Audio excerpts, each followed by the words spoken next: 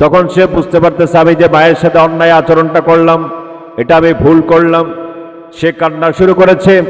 পাশের রুম থেকে যখন তার মা দেখতে পেয়েছে, শুনতে পেয়েছে আমার ছেলেটা কান্নাকাটি করতেছে, দৌড়ায় মা ওই সন্তানের কাছে চলে আসছে। আসার পরে তাকে বুকের মধ্যে ঝরায় ধরছে আর বলতেছে তুমি কাঁদো কেন? সন্তান তখন বুঝতে পারতেছে মা, তোমার সাথে যে অন্যায় আচরণ আমি করেছি, যেই কঠিন আচরণ করেছি আমি বুঝতে পেরেছি। তুমি আমাকে 10 মাস 10 দিন গর্ভে ধারণ করেছো, কিন্তু একটিবারের জন্য কখনো তুমি আমাকে ধমক দেও নাই, রাগ করো নাই। কিন্তু আমি আমার এই পেটের মধ্যে 5 কেজি ওজনের একটা ভারী জিনিস আমি একটা দিন আমি সহ্য করে রাখতে পারি নাই, বহন করতে পারি নাই। তুমি তো 10 মাস 10 দিন এই আমাকে তোমার গর্ভের মধ্যে তুমি বহন করে নিয়ে আসছো, তারপরও তুমি আমার প্রতি রাগ করো নাই, খুশি হও নাই। মাগো, আমি অন্যায় করেছি, অপরাধ করেছি, তুমি আমাকে মাফ করে দাও। সন্তান যখন মাকে জড়ায় ধরে কান্নাকাটি শুরু করে দিয়েছে, আপনারা বলেন মার মনে কি আর কোনো দুঃখ আছে নাকি? মার মনে আর কোনো দুঃখ আছে? মা তখন বলে বাবা আমি তোমারে কি করে দিলাম? মাফ করে দিলাম। বলেন না সুবহানাল্লাহ। তাহলে পিতা মাতার সাথে কেউ যদি বেয়াদবি করে, তিনি বলেন কি করে? সন্তান যদি মা বাবার জড়ায় যদি ধরে আর যদি বলে মা আমি বুঝতে পারিনি, বাবা আমি বুঝতে পারিনি, তুমি আমাকে মাফ করে দাও, তাহলে কি আর মার মনে কি কোনো কষ্ট থাকে? যদি বলেন কোনো কষ্ট থাকে? কোনো কষ্ট থাকে না, কারণ তারা তো এমনিতেই মাফ করে দেয়। সুবহানাল্লাহ বলবেন না? আরেকটি বাস্তব ঘটনা হচ্ছে, আমাদের পরিচিত একজন ব্যক্তি ঘরের মধ্যে ঝগড়া লাগছে। ঝগড়া লাগার পরে মা শরীরের মধ্যে হাত তুলেছে। এখন যখন তুলছে তখন মা চিৎকার করে বলতেছে বাবা তুমি কি কাজটা করলাম, আমার শরীরের মধ্যে হাত তুলছো। ছেলে মনে করছে মার শরীরে হাত তুলছে তো কি হয়েছে। তার কিছুদিন পরে সেই ছেলের হাতটা এইভাবে কাঁপাকাঁপি শুরু হয়ে গেছে। কাঁপতে কাঁপতে কাঁপতে কাঁপতে তার বাম হাত কাঁপাকাঁপি শুরু হয়ে গেছে। তারপরে তার ডান পা বাম পা কাঁপাকাঁপি শুরু হয়েছে। তার পুরাটা শরীর এভাবে কাঁপাকাঁপি শুরু হয়ে গেছে। শেষ পর্যন্ত অনেক ডাক্তার কবিরাজ দেখিয়েছে, লক্ষ লক্ষ টাকা খরচ করেছে, কিন্তু বেচারা সুস্থ হয় নাই। জিল্লতের সাথে দুনিয়া থেকে বিদায় হয়েছে, শুধুমাত্র মায়ের সাথে বেয়াদবি করার কারণে। জোরে বলেন নাউযুবিল্লাহ। আরো জোরে বলেন নাউযুবিল্লাহ। প্রিয় ভাইরা, আবার এরকম সন্তান যদি এই মাহফিলের মধ্যে থাকেন যে পিতামাতার সাথে খারাপ আচরণ করেছেন, অন্যায় আচরণ করেছেন, আজকে মা বাবাকে জড়ায় ধরে পায়ের মধ্যে ধরে যে আম্মা আমি তো বুঝি নাই, আব্বা আমি তো বুঝি নাই, আমাকে মাফ করে দাও। আপনারা বলেন পিতামাতার মনের মধ্যে কি কোনো রাগ গোসা থাকবে? যদি বলেন কোনো রাগ গোসা থাকবে? আবার কিছুদিন আগে একটা ভিডিও দেখলাম, একটা ছেলে, একজন মহিলা, তার 2টা পা নাই, তার 3টা ছেলে। বড় ছেলেটা কাজকাম করে বউ নিয়ে ভিন্ন হয়ে গেছে, দ্বিতীয় ছেলেটা কাজকাম করে বউ নিয়ে ভিন্ন হয়ে গেছে। 3 নম্বর ছেলের কাছে ওই মা থাকে।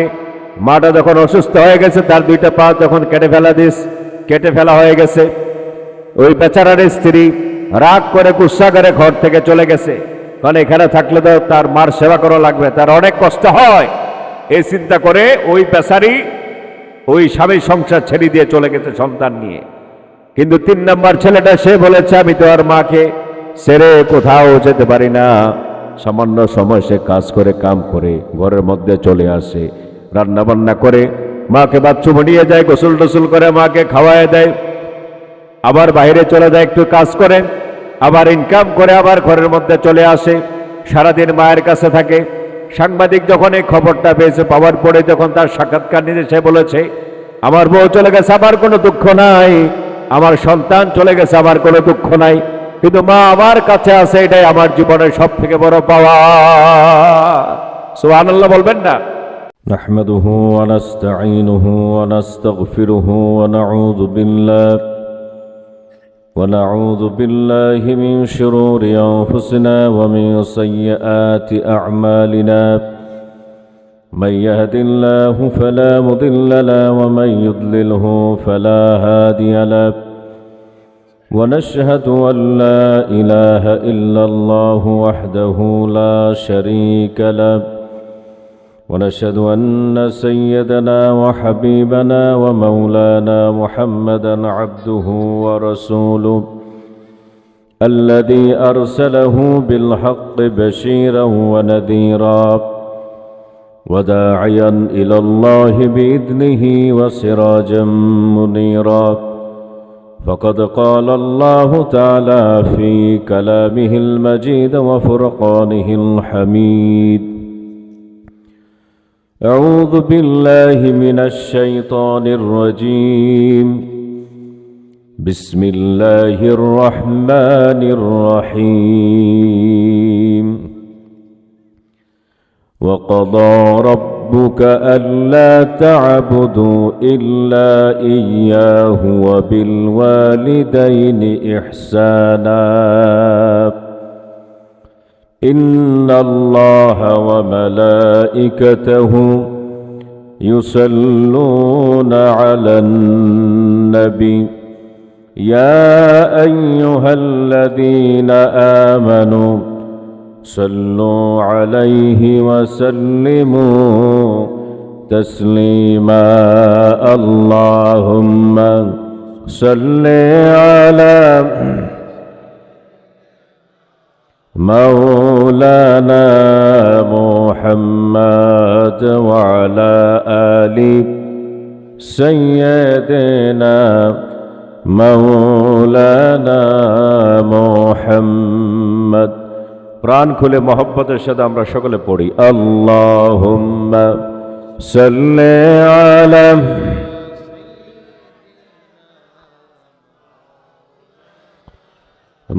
محمد وعلى آل سيدنا مولانا محمد হাজার ব্যথা বেদনার পড়ে ফিরে আসুনি তুমি আপন ঘরে দিনের আলো তুমি ছড়িয়ে দিতে ছেড়ে গেলে মদিনায় মক্কা ছেড়ে হে রাসূল তোমাকে ভুলি আমি কেমন করে হে রাসূল তোমাকে ভুলি আমি কেমন করে আল্লাহুম্মা সাল্লি আলা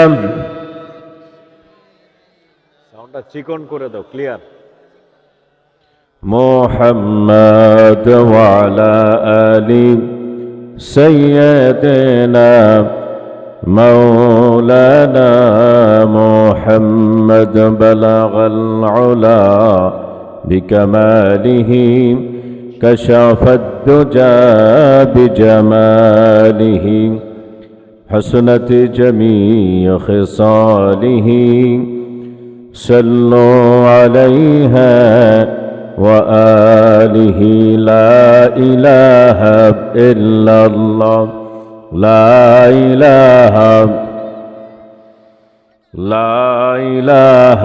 إلا الله لا إله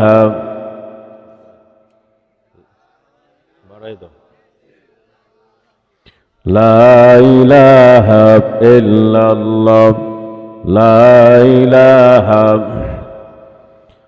سبحان الله والحمد لله لا إله إلا الله سبحان الله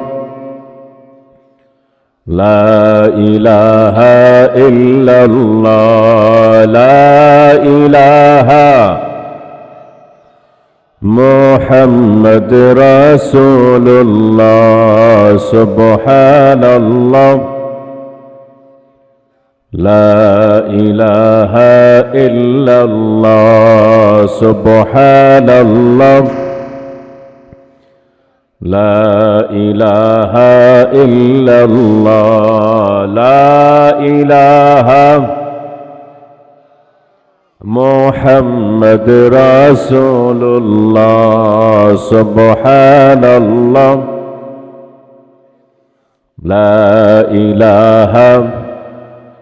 لا إله إلا الله মুহাম্মাদুর রাসূলুল্লাহ সাল্লাল্লাহু আলাইহি ওয়াসাল্লাম। লক্ষ্মীপুর নুরানিয়া হাফিজিয়া মাদ্রাসা এতিমখানার উদ্যোগে পঞ্চম বার্ষিক তাফসিরুল কোরআন মাহফিলের উপস্থিত রয়েছেন আজকের মাহফিলের সম্মানিত সভাপতি জনাব মোহাম্মদ আব্দুল সালাম ভুইয়া, সভাপতি অত্র মাদ্রাসা ও এতিমখানা, জনাব মোহাম্মদ ফরিদ মেম্বার সাহেব, প্রতিষ্ঠাতা অত্র মাদ্রাসা। আজকের মাহফিলের যেটা আমার পূর্বে আলোচনা করেছেন আমার সম্মানিত মামাজান, ঐতিহ্যবাহী চন্দ্রিকা দরবার শরীফের সম্মানিত পীর সাহেব হযরতুল আল্লাহ হযরত মাওলানা সৈয়দ মুখলিসুর রহমান মান্নানী সাহেব, আতান আল্লাহ আমরাহু ওয়া বারাকাল্লাহু ফি হায়াতিহি। আমরা সকলে বলি আমিন। আজকের মাহফিলের বিশেষ বক্তা যিনি আছে, ঐতিহ্যবাহী আড়াইবাড়ির মাদ্রাসার স্বনামধন্য ছাত্র, কালিয়ারা জামে মসজিদের সম্মানিত খতিব এবং দারুল কোরআন আইডিয়াল মাদ্রাসা কসবার সম্মানিত পরিচালক হযরতুল আল্লাহ হযরত মাওলানা হাফেজ কারি নুরুল আমিন। আজকের মাহফিলের আমার ডানে উপস্থিত রয়েছে আমার প্রিয় ছাত্র কারি তালহা সাইদি, বামে আছে আমার এই ছাত্র কারি কাউসার আহমেদ সাইদি সহ আমার আরেক ছাত্র আছে রোস্টন মিডিয়ার পরিচালক হযরতুল আল্লাহ হযরত মাওলানা মুশাররফ হুসাইন সহ সম্মানিত এলাকাবাসী, সম্মানিত মুরিব্বানে আজম, পর্দার আড়ালের মা এবং বোনেরা, আসসালামু আলাইকুম ওয়া রাহমাতুল্লাহি ওয়া বারাকাতুহু। আমরা আল্লাহ সুবহানাহু ওয়া তাআলার কাছে প্রত্যেকেই শুকরিয়া আদায় করি, আলহামদুলিল্লাহ। মহব্বতের সাথে দুরূদ শরীফ পড়ছি সাল্লাল্লাহু আলাইহি ওয়াসাল্লাম। রাসূল সাল্লাম তিনি বলেছেন, মান সাল্লা আলাইয়া ওয়াহিদা সাল্লাল্লাহু আলাইহি আশরা, যে ব্যক্তি আমার প্রতি একটিবার মহব্বতের সাথে দুরূদ শরীফ পড়বে, আল্লাহ তাআলা তার উপরে 10টি রহমত নাজিল করে দিবে, তার জীবন থেকে 10টি গুনাহ মাফ করে দিবে, তার মর্যাদা 10 গুণ আল্লাহ তাআলা তিনি বাড়িয়ে দিবেন। কয়বার দুরূদ শরীফ পড়লে? যিনি বলেন কয়বার? হাদিস শরীফের মধ্যে আরও আসছে, বিশেষ করে জুমার দিন যখন আসবে, রাসূল সাল্লাম তিনি বলেছেন এমন একটা সময় আছে, ওই সময়টার মধ্যে কেউ যদি আমার প্রতি 80 বার দুরূদ শরীফ পড়ে এবং ওই অবস্থায় আমার কাছে যা দোয়া করবে আল্লাহ তাআলা তাই তিনি দান করে দিবেন। সাহাবীরা বলে, ইয়া রাসূলুল্লাহ, সেই সময়টা কোনটা? রাসূল সাল্লাম তিনি বললেন, সেই সময়টা হচ্ছে শুক্রবারের আসরের নামাজ পড়ে তাসবিহগুলো আদায় করে 80 বার দুরূদ শরীফ পড়ে ওই বসা অবস্থায় যা চাবেন আল্লাহ তাই দান করে দিবে। এখন আপনারা বলেন, এই হাদিসটা আমল করা দরকার আছে কিনা? পেছন থেকে আওয়াজ আসতেছে না, দরকার আছে কিনা বলেন? কম না বেশি? তাহলে একবার পড়লে যদি এত গুণ, এত মর্যাদা, এত ফজিলত আল্লাহ তাআলা তিনি দান করবেন, তাহলে সেই নবীর প্রতি দুরূদ শরীফ কম পড়া দরকার না বেশি পড়া দরকার? যখনই আমরা সময় পাব সেই সময়গুলোতে আমরা বেশি বেশি প্রিয় নবীজির প্রতি আমরা মহব্বতের সাথে দুরূদ শরীফ পড়ব। ফিল করবেন, ইউ হ্যাভ টু ফিল। আপনাকে ফিল করতে হবে যখন আমরা দুরূদ শরীফ পড়ব, যে আমি যে দুরূদ শরীফটা পড়লাম, ফেরেশতা নবীজির কাছে সালামটা দুরূদ শরীফটা নিয়ে যাবে আর বলবে যে লক্ষ্মীপুর আজকের এই মাদ্রাসার আব্দুর রহিম সাহেব, ইয়া রাসূলুল্লাহ, আপনার উপরে দুরূদ পড়েছে, আপনাকে সালাম দিয়েছে, আপনি তার পক্ষ থেকে সালামটা নেন। বলেন না সুবহানাল্লাহ। তো রাসূল সাল্লাম তখন আপনার এই দুরূদ, আপনার এই সালামটা তিনি জবাব দেন। তাহলে কি দুরূদটা বেশি পড়া দরকার না? যে পড়বে তার পরিচয়, সেলফ ইন্ট্রোডিউসটা ফেরেশতারা নবীজির সামনে উপস্থাপন করে, নবীজি তাকে চিনে যখন তার পরিচয় দিয়ে বলে আমাকে সালাম দিয়েছে, আমাকে দুরূদ শরীফ পাঠিয়েছে, তার পক্ষ থেকে আপনি সালামটা গ্রহণ করুন। বলেন না সুবহানাল্লাহ। তো যে পড়বে তার মর্যাদা আছে না নাই? নবীজি আপনাকে চিনতেছে কোত্থেকে? রওজাতুল আতহারের মধ্য থেকে। কোথায় আছে নবীজি? মদিনায়। জোরে বলেন কোথায় আছে? জোরে বলতে হবে, নবীজি কোথায় আছেন? নবী মৃতরা জীবিত। জোরে বলেন মৃতরা জীবিত। আহলে সুন্নাতুল আকীদার, আহলুল সুন্নাতুল জামাতের আকীদা হচ্ছে সমস্ত নবীরা তারা জীবিত। বলেন সুবহানাল্লাহ। সমস্ত নবীরা কি?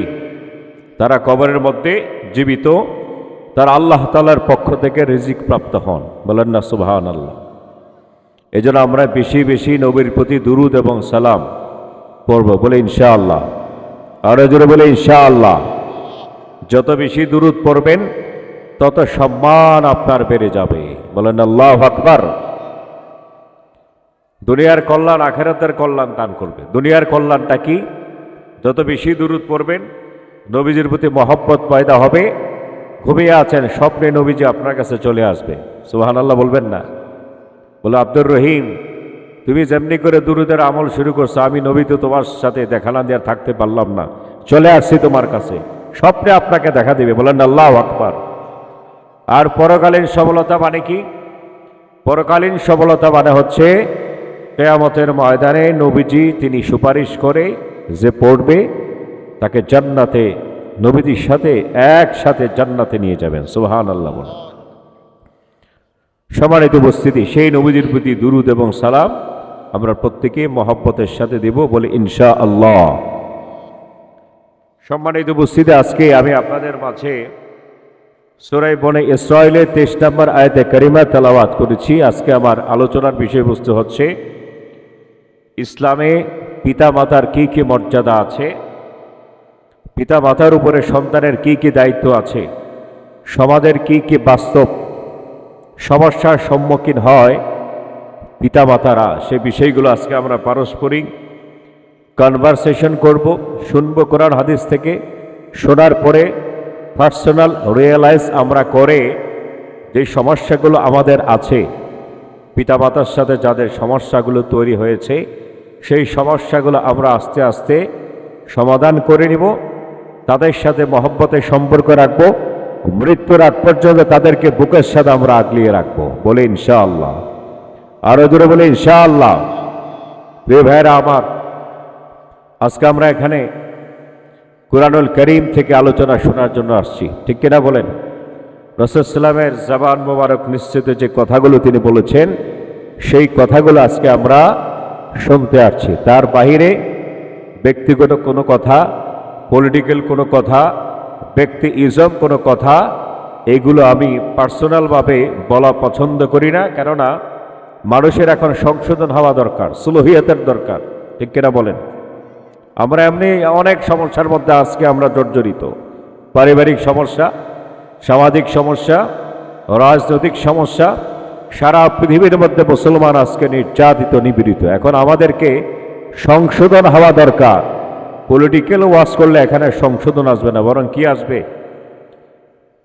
পারস্পরিক রাগ বেড়ে যাবে, গুসা বেড়ে যাবে, একে অপরের শত্রুতা তৈরি হবে।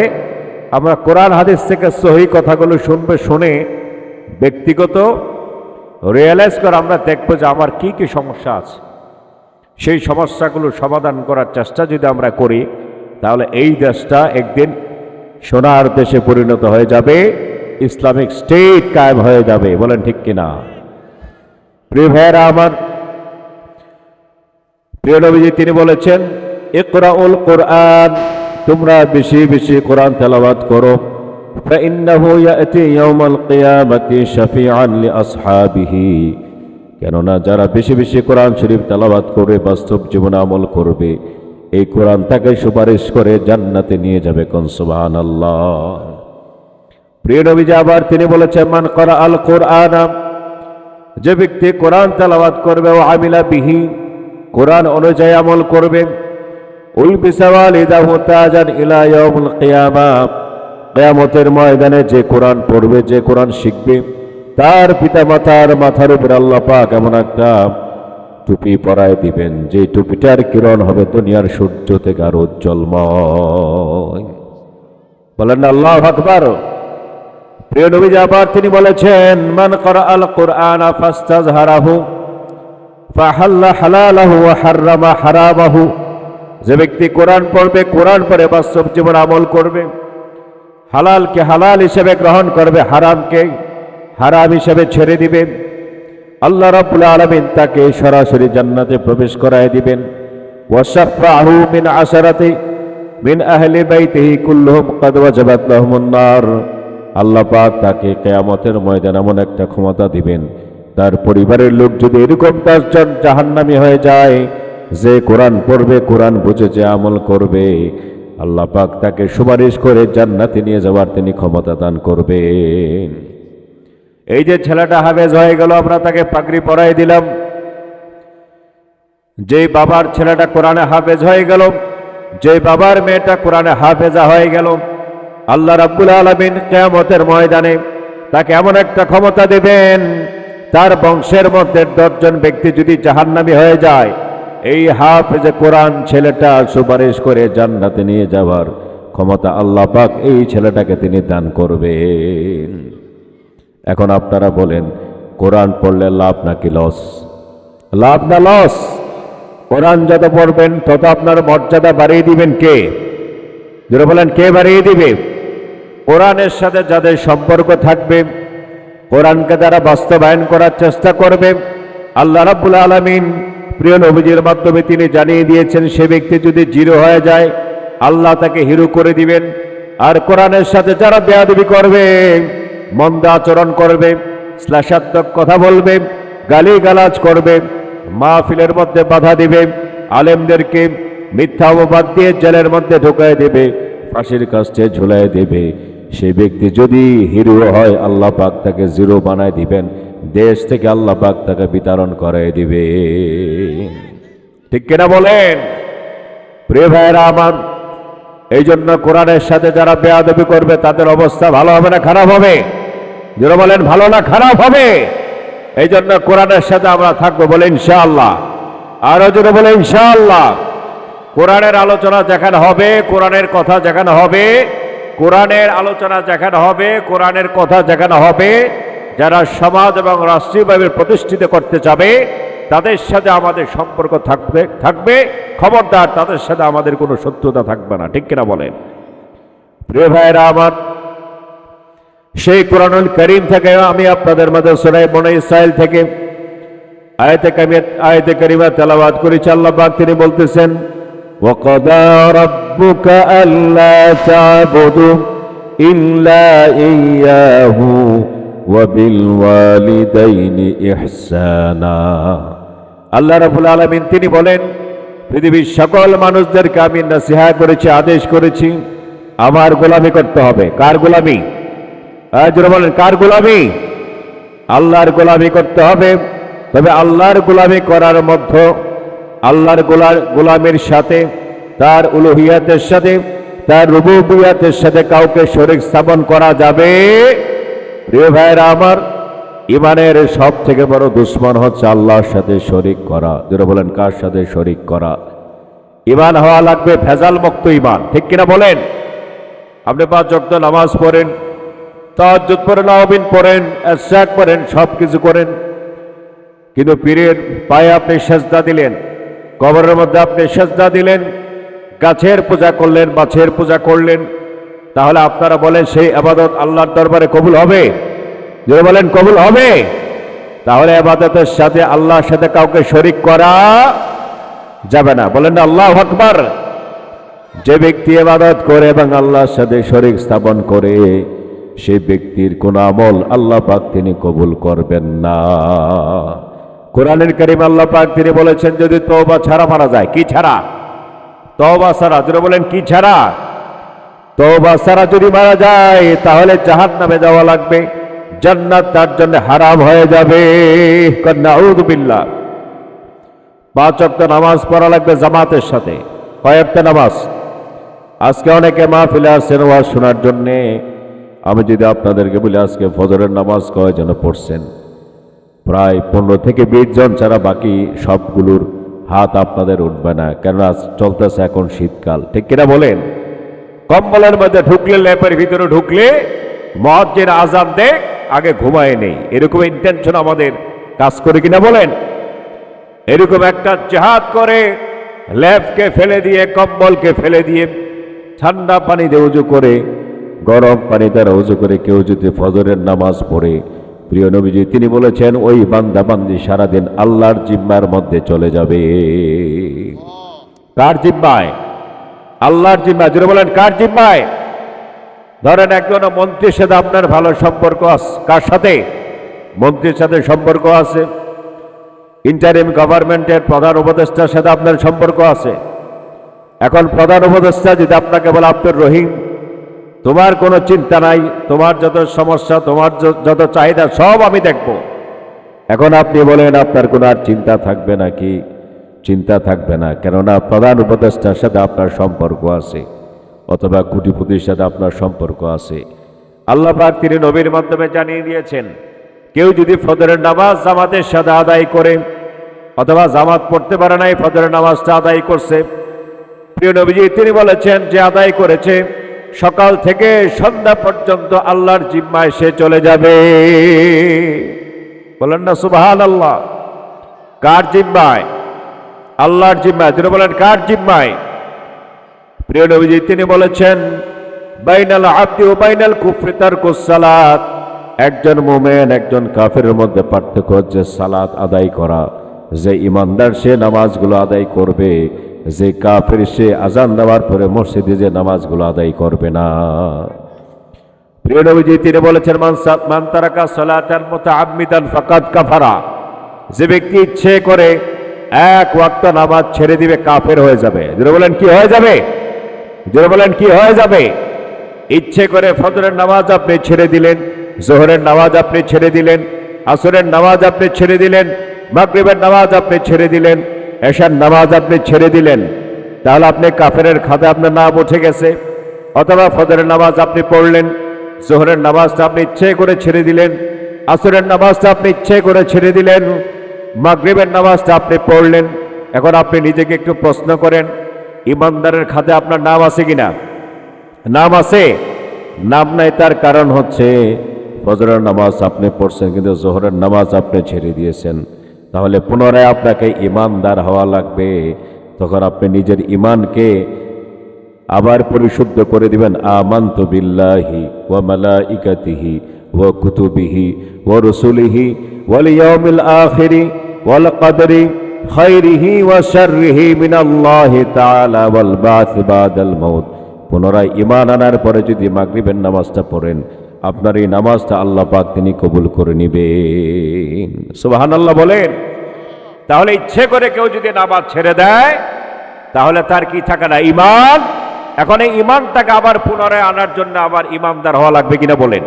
তখন নিজেকে নিজে আবার ঈমান আনবেন। আমানতু বিল্লাহি ওয়া মালাইকাতিহি ওয়া কুতুবিহি ওয়া রাসূলিহি ওয়াল ইয়াউমিল আখিরি ওয়াল কদরি খাইরিহি ওয়া শাররিহি মিনাল্লাহি তাআলা ওয়াল বা'থ বা'দাল মাউত। বলেন আল্লাহু আকবার। প্রিয় ভাইরা আমার, জান্নাতে যাওয়ার চূড়ান্ত সফলতা হচ্ছে নামাজগুলো আদায় করা। যারা বলেন কি আদায় করা? আপনি যদি সঠিকভাবে 5 ওয়াক্ত নামাজ জামাতের সাথে আদায় করেন, হালালকে গ্রহণ করেন, হারামকে ছেড়ে দেন, তাহলে জান্নাতে যাওয়ার রাস্তাটা আল্লাহ পাক আপনার জন্য সহজ করে দিবেন। বলেন আল্লাহু আকবার। এই জন্য ঈমান হওয়া লাগবে শিরিক মুক্ত ঈমান। ঠিক কিনা বলেন? কি মুক্ত ঈমান? তারপরে আল্লাহ পাক তিনি বলছেন, ওয়াবিল ওয়ালিদাইনি ইহসানা। আমার গোলামি করার পরে তুমি তোমার মা বাবার সাথে উত্তম আচরণ করো। বলেন না সুবহানাল্লাহ। কার সাথে উত্তম আচরণ করতে বলা হয়েছে? পিতা মাতার সাথে। যারা বলেন কার সাথে? পিতা মাতার সাথে উত্তম আচরণ করতে বলা হয়েছে। একটু খেয়াল করলে বুঝতে পারবেন যে আল্লাহর গোলামির পরে মা বাবার কথা আল্লাহ পাক তিনি কেন বললেন?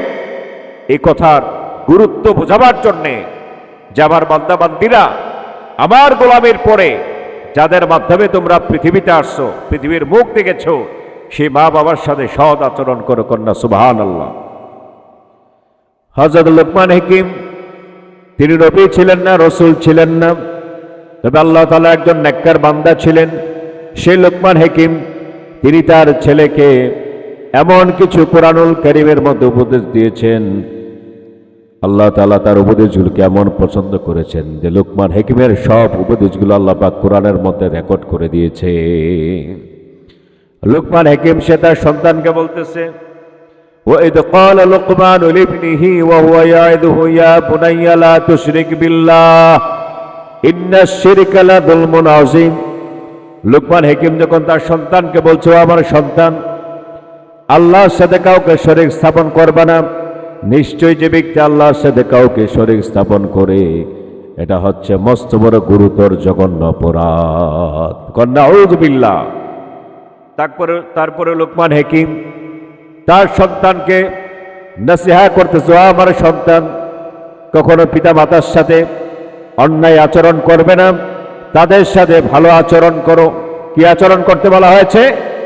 ভালো আচরণ করতে বলা হয়েছে। আল্লাহ তাআলা তিনি বলছেন, ওয়াসাইনাল ইনসানা বিওয়ালিদাইহি হামালাতুহু উম্মুহু ওয়াহানান আলা ওয়াহনিন ওয়া ফিসালুহু ফি আমাইনি আনিশকুরু লি ওয়া লিওয়ালিদাইকা ইলাইয়াল মাসির। আল্লাহ তাআলা তিনি কোরআনুল কারীমের মধ্যে বলেছেন, পৃথিবীর সকল মানুষদেরকে আমি উপদেশ দিয়েছি, নসিহত করেছি যে তুমি তোমার পিতা মাতার সাথে উত্তম আচরণ করো। বলেন না সুবহানাল্লাহ। কার সাথে উত্তম আচরণ করতে বলা হয়েছে? পিতা মাতার সাথে, বিশেষ করে মার সাথে। বাবার থেকে মায়ের মর্যাদা আল্লাহ পাক তিনি তিন গুণ বাড়িয়ে দিলেন। তার কারণ হচ্ছে বাবা থেকে মা 3টা কষ্ট বেশি করে। কয়টা কষ্ট? আজরে বলেন কয়টা কষ্ট? হামালাতুহু উম্মুহু ওয়াহানান আলা ওয়াহানিন, কেননা মা কষ্টের পর কষ্ট সহ্য করে সন্তানকে গর্ভে ধারণ করে। ওয়া ফিসালুহু ফি আমাইন, সন্তানকে জন্ম দেওয়ার পরে 2.5 বছর মা তার সন্তানকে দুধ পান করায়। ঠিক কিনা বলেন? আল্লাহ তাআলা তিনি বলছেন, আনিশকুরুলি, আমি আল্লাহর প্রতি কৃতজ্ঞতা প্রকাশ করো। ওয়ালি ওয়ালিদাইক, অতঃপর তুমি তোমার মা বাবার কৃতজ্ঞতা প্রকাশ করো। ইলাইয়াল মাসির, কেননা আমার কাছে তোমাদেরকে ফিরে আসতে হবে। সুবহানাল্লাহ বলবেন না? তাহলে আল্লাহ তাআলা তিনি পিতা মাতার সাথে উত্তম আচরণ করতে বলেছেন, আর বলেছেন যে তোমার মা কষ্টের পর কষ্ট সহ্য করে তোমাকে জন্ম দিয়েছে।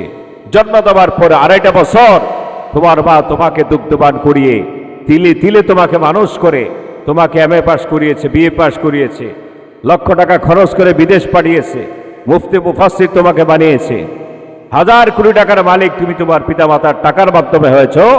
সুতরাং তুমি তোমার পিতামাতার সাথে ইহসান করো, তাদের কৃতজ্ঞতা প্রকাশ করো, তাদের সাথে উত্তম আচরণ করো। কন্যা সুবহানাল্লাহ। আরো জোরে বলেন সুবহানাল্লাহ। প্রিয় ভাইরা আমার, আল্লাহ রাব্বুল আলামিন মায়ের মর্যাদা তিনি বাবা থেকে 3 গুণ বাড়িয়ে দিলেন। তার কারণ হচ্ছে 3টা কষ্ট মা সব থেকে বেশি করে। জোরে বলেন কয়টা কষ্ট? 3টা কষ্ট করে। 1 নাম্বার কষ্ট হচ্ছে 10 মাস 10 দিন মা সন্তানকে গর্ভের মধ্যে ধারণ করে। 2 নাম্বার কষ্ট হচ্ছে সন্তান পৃথিবীতে আসার পরে 2.5 বছর মা দুগ্ধপান করায় সন্তানকে। 3 নাম্বার কষ্ট হচ্ছে সেই সন্তানকে মৃত্যুর আগ পর্যন্ত সন্তানকে বুকের সাথে আগলিয়ে রাখে। এই জন্য আল্লাহ পাক মায়ের মর্যাদা বাবার থেকে 3 গুণ বাড়িয়ে দিলেন। কোন সুবহানাল্লাহ। প্রিয় নবীজি তিনি বলেছেন, মার পায়ের নিচে সন্তানের বেহেশত। যারা বলেন কার পায়ের নিচে সন্তানের বেহেশত? মার পায়ের নিচে। প্রিয় নবীজি তিনি বলেছেন, আল জান্নাতু তাহতা আকদামুল উম্মাহাত। ও আমার উম্মতেরা তোমরা শোনো, তোমরা জান্নাত তালাশ করতেছো, জান্নাত তো তোমার ঘরে, তোমার মার পায়ের নিচে তোমার জান্নাত রয়েছে। তুমি তোমার মার সাথে উত্তম আচরণ করো, বাবার সাথে উত্তম আচরণ করো, তাদের সেবা করো, তাদের যত্ন করো। তোমার মা বাবা যদি তোমার প্রতি খুশি হয়ে যায়, তোমার মা বাবা যদি তোমার প্রতি রাজি হয়ে যায়, সন্তুষ্ট হয়ে যায়, তাহলে জেনে রাখো প্রিয় নবীজি তিনি বলেছেন, হুমা জান্নাত ওয়া নারুকা, কেননা তোমার মা বাবা হচ্ছে তোমার জন্য জান্নাত, আর তোমার মা বাবা হচ্ছে তোমার জন্য জাহান্নাম। বলেন না সুবহানাল্লাহ। তাহলে বোঝা গেল মা বাবার খেদমত যারা করবে, মা বাবা যে সন্তানের উপরে রাজি এবং খুশি থাকবে, সেই সন্তান যাবে কোথায়? জান্নাতে। যদি বলেন কোথায় যাবে? আর যেই সন্তান পিতামাতার সাথে বেয়াদবি করবে, বউয়ের কথা শোনার পরে তাদের সাথে কঠিন আচরণ করবে, কথার মাধ্যমে কষ্ট দিবে, গায়ে হাত তুলবে, অন্যায় আচরণ করবে, শ্লেষাত্মক কথাবার্তা বলবে, ওইরকম সন্তান যদি পিতামাতার কাছে ক্ষমা না আছে যদি মৃত্যুবরণ করে, যাবে কোথায়? জাহান্নামে। জোরে বলেন কোথায় যাবে? প্রিয় ভাইয়েরা আমার, একটি বাস্তব ঘটনা আপনাদেরকে বলতে চাই।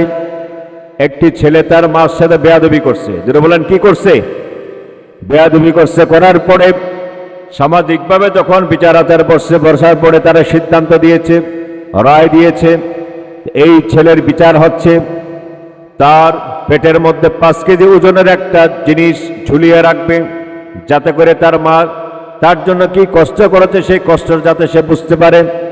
সামাজিক বিচার আচার করার পরে যখন তারা রায় দিয়েছে, ওই সন্তানের পেটের মধ্যে 5 কেজি ওজনের একটা ভারী জিনিস রশির মধ্যে বেঁধে ঝুলাই দিয়েছে। এখন এই সন্তান মনে করছে এটা কোনো বিষয় না, যেহেতু আমাকে মারে নাই, চট থাপ্পড় দ্বারা লাঠি সেটাতে আমাকে মারে নাই, তাহলে এই বিষয়টা আসলে একটা সহজ একটা বিষয়, এই মনে করে সে মুচকি মুচকি হাসতেছে। বিচার আচার করার পরে সে 5 কেজি ওজনের জিনিসটা যখন তার কোমরের মধ্যে বেঁধে দিয়েছে, এখন প্রথম অবস্থায় একটু হাঁটাহাঁটি করছে, তার কাছে ভালো লাগে। 4 ঘন্টা যাওয়ার পরে যখন দেখছে এটা নিয়ে বহন করে বাজারে যাওয়া লাগে, বাথরুমে যাওয়া লাগে, খাবার খাওয়া লাগে, তার কষ্ট শুরু হয়ে গেছে। একদিন যেতে না যেতেই তার জ্বর উঠে গেছে, সারা শরীরে ব্যথা বেদনা শুরু হয়ে গেছে, চিৎকার করতেছে। তখন সে বুঝতে পারতেছে আমি যে মায়ের সাথে অন্যায় আচরণটা করলাম, এটা আমি ভুল করলাম। সে কান্না শুরু করেছে।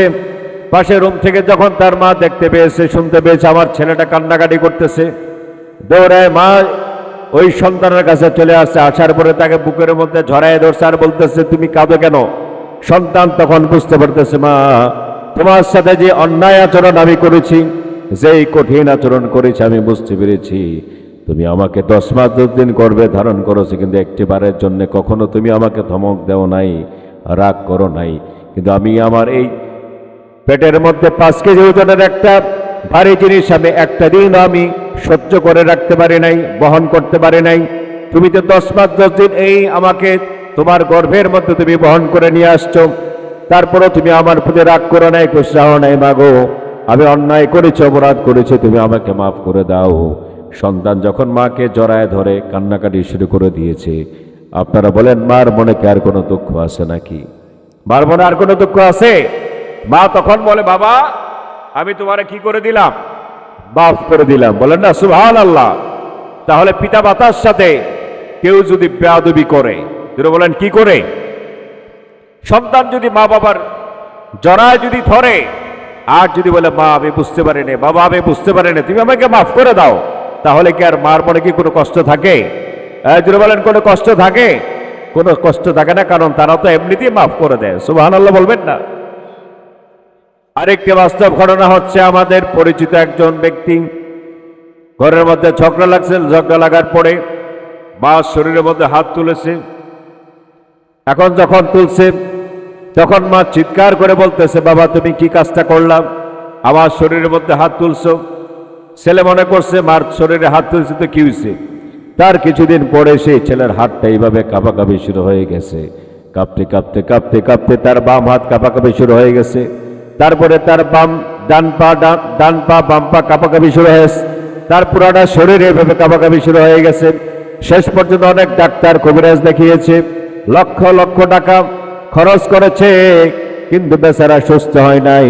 জিল্লতের সাথে দুনিয়া থেকে বিদায় হয়েছে শুধুমাত্র মায়ের সাথে বেয়াদবি করার কারণে। জোরে বলেন নাউযুবিল্লাহ, আরো জোরে বলেন নাউযুবিল্লাহ। প্রিয় ভাইরা, আবার এরকম সন্তান যদি এই মাহফিলের মধ্যে থাকেন যে পিতা মাতার সাথে খারাপ আচরণ করেছেন, অন্যায় আচরণ করেছেন, আজকে মা বাবাকে জড়ায় ধরে পায়ের মধ্যে ধরে যে আম্মা আমি তো বুঝি নাই, আব্বা আমি তো বুঝি নাই, আমাকে মাফ করে দাও। আপনারা বলেন পিতা মাতার মনের মধ্যে কি কোনো রাগ গোসা থাকবে? যদি বলেন কোনো রাগ গোসা থাকবে? আবার কিছুদিন আগে একটা ভিডিও দেখলাম, একটা ছেলে, একজন মহিলা, তার 2টা পা নাই, তার 3টা ছেলে।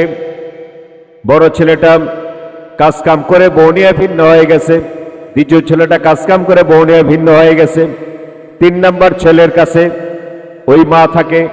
মাটা যখন অসুস্থ হয়ে গেছে, তার 2টা পা যখন কেটে ফেলা হয়ে গেছে, ওই বেচারার স্ত্রী রাগ করে গুসা করে ঘর থেকে চলে গেছে, কারণ এখানে থাকলে তো তার মার সেবা করা লাগবে, তার অনেক কষ্ট হয়।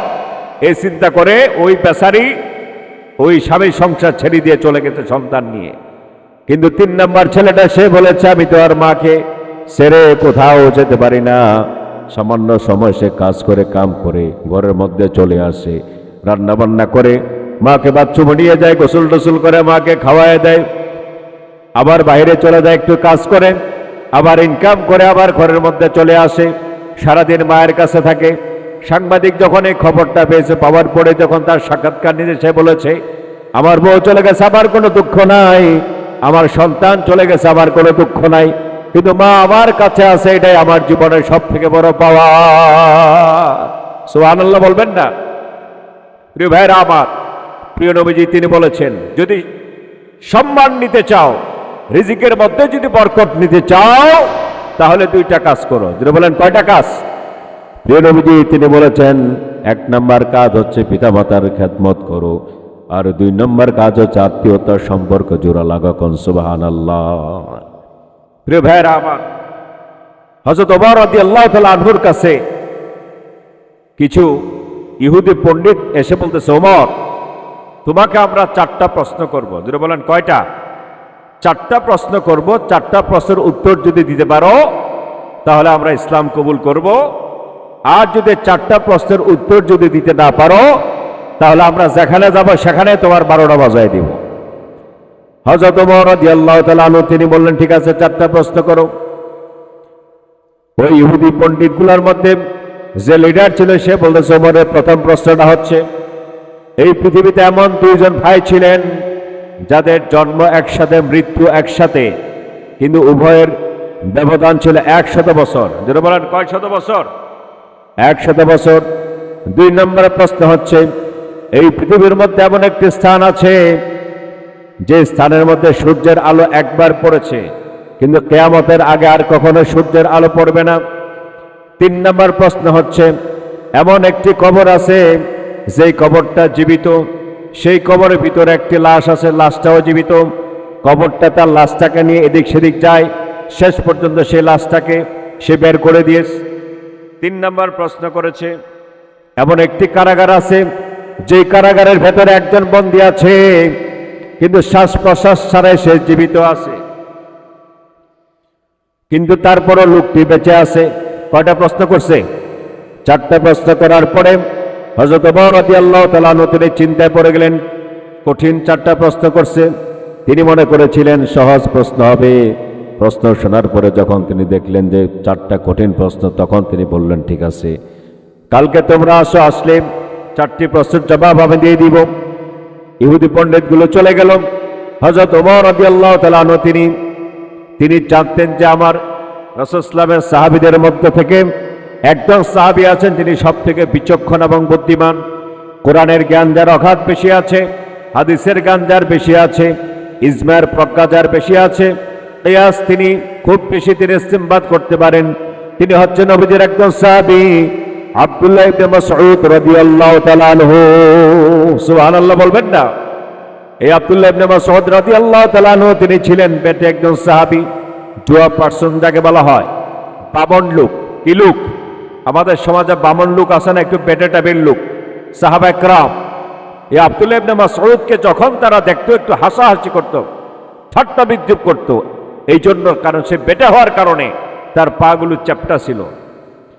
প্রিয় নবীজির সামনে যখন সাহাবা একরাম এইভাবে হাসাহাসি করতেছে, প্রিয় নবীজি তিনি বলেছেন, তোমরা আমার সাহাবীকে নিয়ে হাসাহাসি করো না, কারণ আব্দুল্লাহ ইবনে মাসউদের যেই পাগুলো আছে সেই পাগুলোর এত দাম যে উহুদ পাহাড় থেকে তার পাগুলো অনেক দামি। বলেন না সুবহানাল্লাহ। হযরত ওমর রাদিয়াল্লাহু তাআলা আনহু তিনি খবর পাঠালেন যে আমার আব্দুল্লাহ ইবনে মাসউদকে আমার কাছে ডেকে নিয়ে আস। আব্দুল্লাহ ইবনে মাসউদ রাদিয়াল্লাহু তাআলা আনহু তিনি আমিরুল মুমিনিনের দরবারে চলে আসলেন। আসার পরে হযরত ওমর তিনি বললেন যে তোমাকে ডাকছে এই জন্য যে আজকে আমার কাছে ইহুদিদের কয়েকজন পণ্ডিত আসছিলেন, আসার পরে তারা আমাকে 4টা প্রশ্ন করছে, এই হচ্ছে তার প্রশ্ন। আব্দুল্লাহ ইবনে মাসউদ রাদিয়াল্লাহু তাআলা আনহু তিনি বললেন, ইয়া আমিরুল মুমিনিন, চিন্তা করার কোনো দরকার নাই, চিন্তিত হবার কোনো দরকার নাই, পেরেশানির কোনো দরকার নাই, তারা কালকে আসুক, আসলে সে প্রশ্নের জবাব আমি দিতে পারবো। সুবহানাল্লাহ বলেন। পরের দিন সকালবেলায় অধিবেশন যখন শুরু হয়ে গেছে, ইহুদি পণ্ডিতগুলো তারা আসছেন। আসার পরে প্রথম যে প্রশ্নটা তারা করছিলেন, এমন দুই ভাই যাদের জন্ম একসাথে, মৃত্যুও একসাথে, কিন্তু তাদের বয়সের ব্যবধান ছিল 100 বছর। কয়শত বছর? 100 বছর। হযরত আব্দুল্লাহ ইবনে মাসউদ রাদিয়াল্লাহু তাআলা আনহু তিনি বললেন, দুইজন ভাই হচ্ছে উযাইর আলাইহিস সালাতু ওয়াস সালাম এবং তার ভাই। বলেন না আল্লাহু আকবার। হযরত উযাইর ছিলেন আল্লাহ তাআলার একজন নবী। বলেন না সুবহানাল্লাহ। হযরত উযাইর আলাইহিস সালাতু ওয়াস সালাম তার ভাই দুইজন একসাথে তারা জন্মগ্রহণ করেছিলেন। একদিন হযরত উযাইর আলাইহিস সালাম তিনি রাস্তা দিয়ে হাঁটতেছিলেন, চারদিকে মরুভূমি, গাছপালা, কোনো কিছু নাই। তিনি হঠাৎ করে চিন্তা করলেন, এই যে বিরাট মরুভূমি, এই মরুভূমির মধ্যে কখনো কি বসবাস করা কোনো লোক আসবে নাকি? গাছগাছালি হবে নাকি? আবাসযোগ্য হবে নাকি? এই চিন্তা করে তিনি হাঁটতেছিলেন। হাঁটতে হাঁটতে ক্লান্ত হয়ে গেলেন। তারপরে তিনি বসে বিশ্রাম নিচ্ছিলেন। ওই অবস্থায় আল্লাহ তাআলা তিনি তার রূহটা নিয়ে গেলেন। 100 বছর তিনি মরা অবস্থায় ছিলেন। 100 বছর হওয়ার পরে আবার রূহটা তার মধ্যে দিলেন, তিনি জীবিত হয়ে গেলেন।